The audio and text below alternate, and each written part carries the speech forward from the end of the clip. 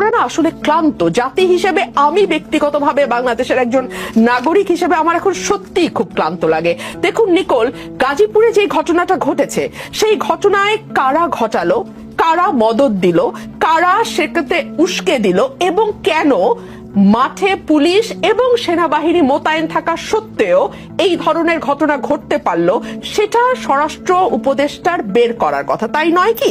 কিংবা ধরুন 32 নম্বরে 2 দিন যাবত একটি বাড়ি ভাঙা হলো, মাটির সঙ্গে মিশিয়ে দেয়া হলো, আগুন দেয়া হলো এবং মানে এক ধরনের উৎসব মুখর পরিবেশে পুরো ঘটনাটি ঘটলো এবং তারপরে আমরা দেখলাম সরকার নিন্দা জানাচ্ছে।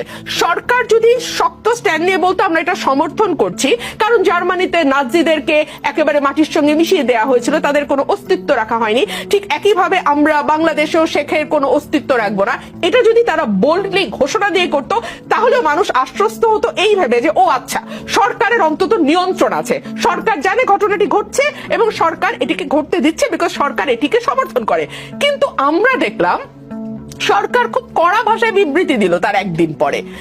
মানে হোয়াট ডাজ ইট মিন? আপনি কি জনগণের সঙ্গে মকারি করেন? আপনি কি রাষ্ট্র পরিচালনাটাকে এক ধরনের ছেলে খেলা মনে করেন? এটা কিন্তু ছেলে খেলা নয় নিকোল। এবং 18 কোটি মানুষ, মতান্তরে 20 কোটি মানুষ কিন্তু হুমকির মুখে পড়তে যাচ্ছে সরকারের এই অযোগ্যতা এবং অপদার্থ লোকজনকে পদে বসানোর কারণে। আমরা অনেকেই অনেক আশা নিয়ে এই সরকার গঠন করা হয়েছিল এবং সেই সময়ে বড় বড় সকল রাজনৈতিক দল বলেছিল যে এই সরকার, আমাদের সরকার, এই সরকারকে কোনোভাবে ব্যর্থ হতে দেওয়া যাবে না। আমরা তো দেখছি সরকার ব্যর্থ হওয়ার জন্য মরিয়া হয়ে গেছে। সরকার যদি জনজীবনের ন্যূনতম স্বস্তিটুকু আনতে পারত।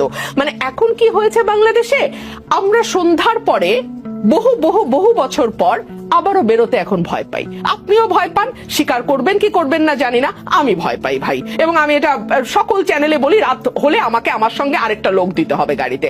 এটা তো আমি গত 15 বছর বলি নাই। সো পরিস্থিতিটাকে আপনারা সেই জায়গায় নিয়ে গেছেন এবং আমি যখন সাধারণ মানুষ, সেই মানুষগুলো বিশ্বাস করেন কোন রং লেবাজের মানুষ না, একেবারে আম জনতা। আপনার প্রোগ্রামের যে হেডলাইন, সেই হেডলাইনের মানুষজনের সঙ্গে আমি যখন কথা বলি, তারা আমাকে গলা নিচু করে একটা কথা বলে, ভাই তাড়াতাড়ি নির্বাচনের ব্যবস্থা করেন, তাড়াতাড়ি একটা নির্বাচনের ব্যবস্থা করেন। কোন দিকে যাচ্ছে বাংলাদেশ? কোন দিকে যাচ্ছে বাংলাদেশ? এইটা কি এই 22 জন উপদেষ্টার জবাব দেওয়ার কথা নয়? আমরা তো কয়েক লক্ষ কোটি টাকা ব্যয় করে একটা সরকারকে রাখি যাতে জনজীবনে ন্যূনতম স্বস্তিটুকু বজায়